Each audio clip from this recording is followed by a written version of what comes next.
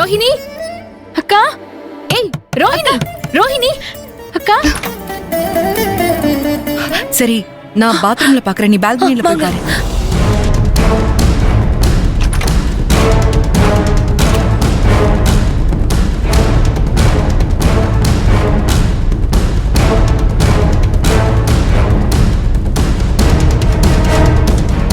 ரோஹிணி, ரோஹிணி,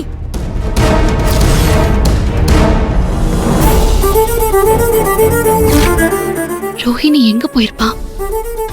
அங்க இல்லையா? அங்கேயும் இல்ல நீ. அப்போ ரிசார்ட்ல தான் எங்கேயோ இருக்கணும். வா. கையல், என்னாச்சு கையல்? என்ன அண்ணி, அண்ணனுக்கு பயந்துகிட்ட ரோஹிணி எங்கேயும் போயிருக்க மாட்டால? அதெல்லாம் எங்கேயும் போயிருக்க மாட்டான், இங்கதான் எங்கேயாவது இருப்பா. அவளை தேடி பார்த்து நம்ம கூட்டிட்டு வந்துடலாம். வா. என்னாச்சு மாதுர?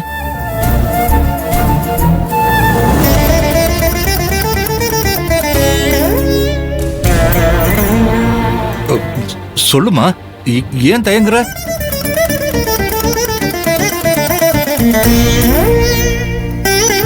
ரோஹிணியை காணும் மாமா. என்ன சொல்ற கையல்? ஆனந்திய காணோமா?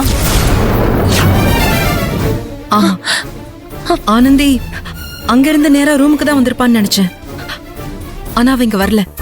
இங்க வராம ஆனந்தி வேற எங்க போயிருப்பா? எல்லா இடத்துலயும் தேடி பாத்தீங்களா? இன்னும் இல்ல, இனிமேதான் தேடி பார்க்கணும். அவ முதல்ல ரூம்ல இருக்காளான்னு பார்க்க வந்தேன். ஐயோ, ஆனந்தி கோச்சுக்கிட்டு எங்க போயிட்டான்னு தெரியலையே. கடவுளே, இப்ப நான் என்ன பண்ணுவேன்? மாமா கவலைப்படாதீங்க மாமா. நீங்க கவலைப்படுற மாதிரி ரோஹிணிக்கு எதுவும் ஆயிருக்காது. நீங்க தைரியமா இருங்க மாமா. என்னால எப்படி தைரியமா இருக்க முடியும் ஆதிர? என் பொண்ணு எங்க போனான்னு தெரியலையே. அவ இப்படி எல்லாம் சொல்லாம கொள்ளாம போறவ கிடையாது. என்ன நடந்துச்சு ஆதிர? சொல்லுமா, என்ன நடந்துச்சு? உங்க பெரிய பிள்ளைக்கு ரோஹிணி காலேஜ் போற விஷயம் தெரிஞ்சிருச்சு மாமா. ஐயோ, அப்படியா? இந்த விஷயம் தெரிஞ்சு பிரபு ரோஹிணிய திட்டுனானா? இல்ல மாமா, அவர் ரோஹிணிய திட்டல, தன்னை நினைச்சுதான் வருத்தப்பட்டாரு.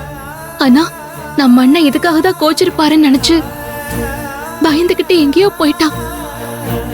ஆனா அவ கண்டிப்பா இந்த ரெசார்ட்டை விட்டு எங்கேயும் போயிருக்க மாட்டான். அண்ணி, நான் குத்தி காட்டி பேசுறேன்னு தப்பா நினைக்காதீங்க.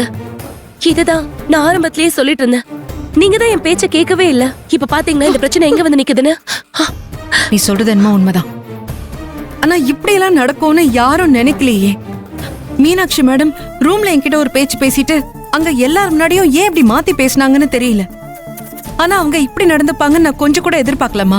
ஐயோ, இப்ப யாரையும் குறை சொல்லி எந்த பிரயோஜனமும் இல்ல. ஆனந்திய கண்டுபிடிக்கணும். முதல்ல அவளுக்கு போன் பண்ணு.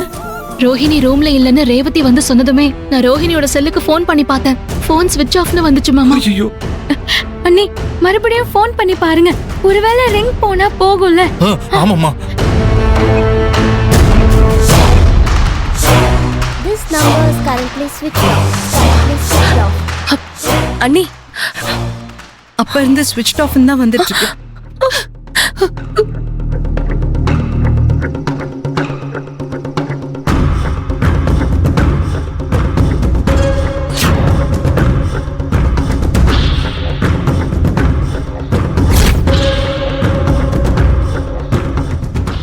தலைய வெளியேடியா.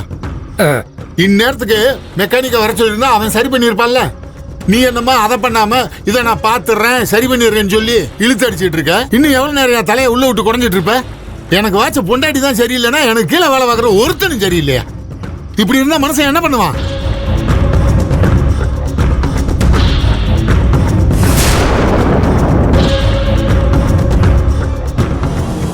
பர்த்டே ஃபங்க்ஷன் நல்லபடியா நடந்து முடிஞ்சிருச்சு. நாளை காலையில என் பையனுக்கு நிச்சயதார்த்தம். மருமக பேரு ஆனந்தி. தங்கம்னா தங்கம், ஆல்மார்க் முத்திர குத்துற ஒரிஜினல் தங்கம். ஆமா, நாளைக்கு குடும்பத்தோட வந்துடுறா. சரி.